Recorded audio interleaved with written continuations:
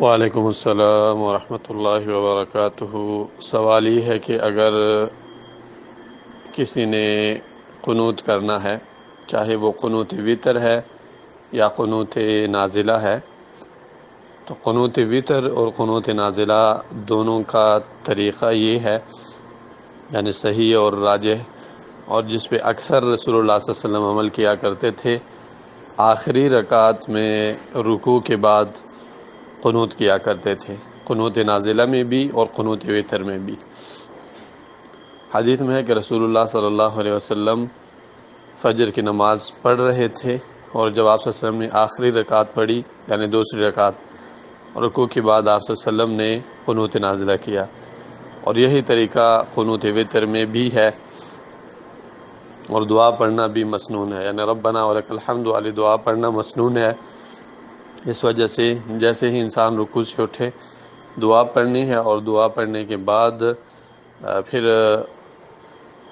دعائے قنوت شروع کرنی ہے، کیونکہ یہ دعا پڑھنا اصل ہے، اور اس کا چھوڑنا رسول اللہ صلی اللہ علیہ وسلم سے ثابت نہیں ہے، اس وجہ سے دعا پڑھنا افضل ہے۔ اور اگر یہ دعا چھوڑی جائے تو بھی نماز پہ کوئی فرق نہیں پڑتا، کیونکہ یہ دعا مسنون ہے، فرض اور واجب نہیں ہے۔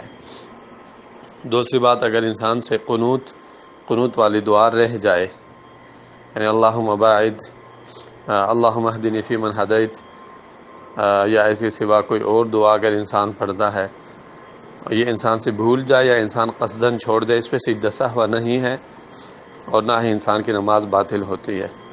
اس کی وجہ یہ ہے کہ یہ دعا بھی مسنون ہے، اور مسنون چھوڑنے کی وجہ سے نماز باطل نہیں ہوتی، اور اس کی بنیادی وجہ یہ ہے کہ رسول اللہ صلی اللہ علیہ وسلم نے حسین رضی اللہ عنہ کو جو دعا سکھائی تھی، تو اس دعا میں رسول اللہ صلی اللہ علیہ وسلم نے حسین رضی اللہ عنہ کو ہمیں استمرار اور ہمیشگی کا حکم نہیں دیا تھا۔ یہ دلیل ہے کہ کبھی کبھار دعائے قنوت چھوڑی جا سکتی ہے، اور یہی وجہ ہے کہ ابی بن کعب رضی اللہ عنہ صحابہ کرام کو نماز پڑھایا کرتے تھے۔ کان یصلی بالصحابۃ رضی اللہ عنہم فی مسجد رسول اللہ صلی اللہ علیہ وسلم انہ کان یترک القنوت بعض اللیالی۔ ابی بن کعب رضی اللہ عنہ صحابہ کرام کو نماز پڑھاتے تھے، اور وتر بھی باجماعت پڑھاتے تھے، لیکن احیاناً کبھی کے بعد وتر نماز میں دعا نہیں کرتے تھے۔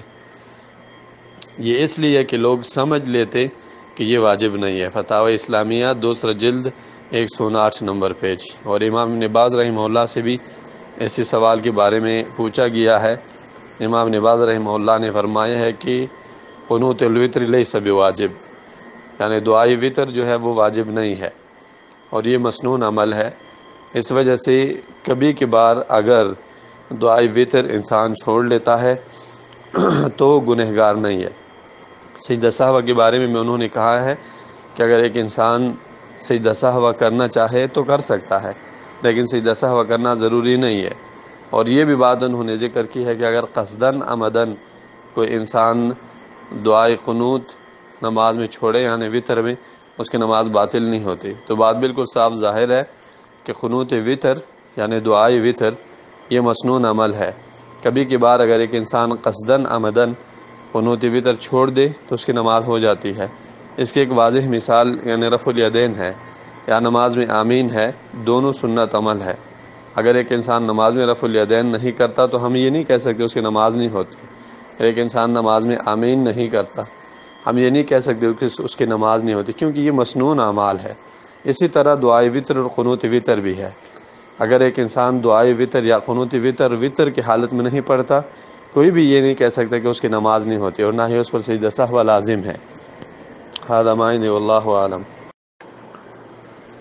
وعلیکم السلام ورحمۃ اللہ وبرکاتہ۔ سوال یہ ہے کہ اگر کسی نے قنوت کرنا ہے، چاہے وہ قنوت وتر ہے